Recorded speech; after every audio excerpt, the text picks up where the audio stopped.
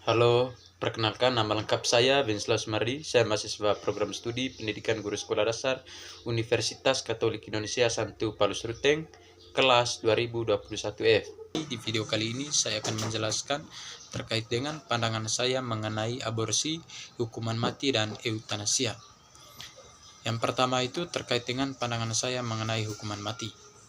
Dukungan terhadap hukuman mati dalam kasus-kasus kejahatan berat seperti pembunuhan, terorisme, atau kejahatan yang luar biasa kejam adalah untuk memberikan rasa keadilan yang setimpal bagi korban dan keluarganya.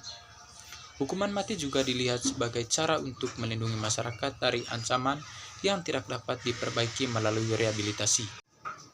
Alasan saya mendukung hukuman mati yaitu, yang pertama itu keadilan untuk korban dan keluarga. Hukuman mati dianggap sebagai bentuk keadilan yang sesuai bagi pelaku yang telah merenggut nyawa atau merusak kehidupan orang lain secara kejam. Dengan menghukum mati pelaku, masyarakat dan keluarga korban mendapatkan kepastian bahwa kejahatan tersebut dihukum dengan setimpal. Yang kedua itu perlindungan masyarakat. Dalam kasus pelaku kejahatan yang tidak dapat direhabilitasi dan tetap membayangkan, hukuman mati bertujuan melindungi masyarakat dari ancaman tersebut.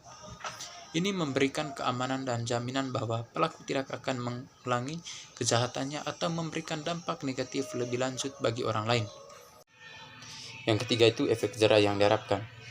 Ancaman hukuman mati diharapkan mampu memberikan efek jera bagi mereka yang berniat melakukan kejahatan berat. Ketakutan akan hukuman yang sangat serius ini mungkin dapat mengurangi jumlah kejahatan yang serius terjadi dan menjadi peringatan bagi pelaku potensial untuk menahan diri. Yang kedua itu terkait dengan pandangan saya mengenai aborsi.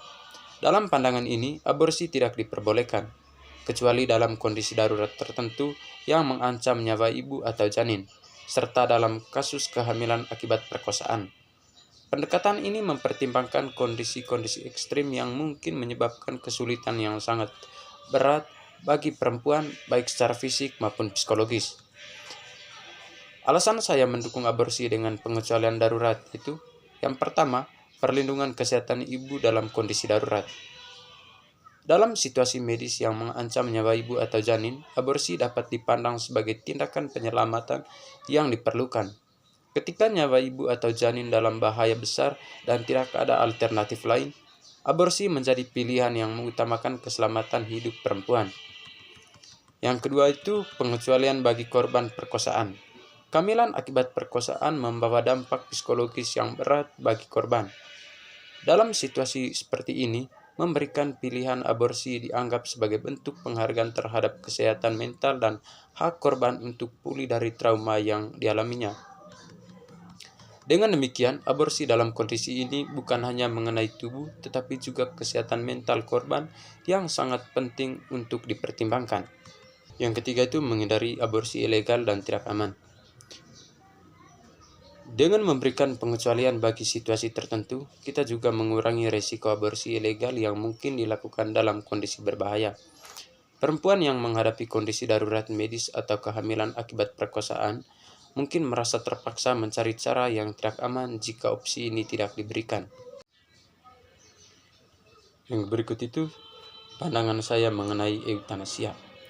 Menolak eutanasia menunjukkan penghargaan terhadap kehidupan manusia, bahkan dalam kondisi sulit atau penyakit yang tidak dapat disembuhkan. Kehidupan dipandang sebagai hak yang sakral dan tidak boleh diakhiri melalui tindakan yang sengaja, baik oleh pasien sendiri maupun oleh profesional medis. Alasan menolak eutanasia yang pertama itu penghargaan terhadap nilai kehidupan. Setiap kehidupan manusia dianggap memiliki nilai yang tidak ternilai, meskipun mengalami penderitaan atau penyakit yang berat.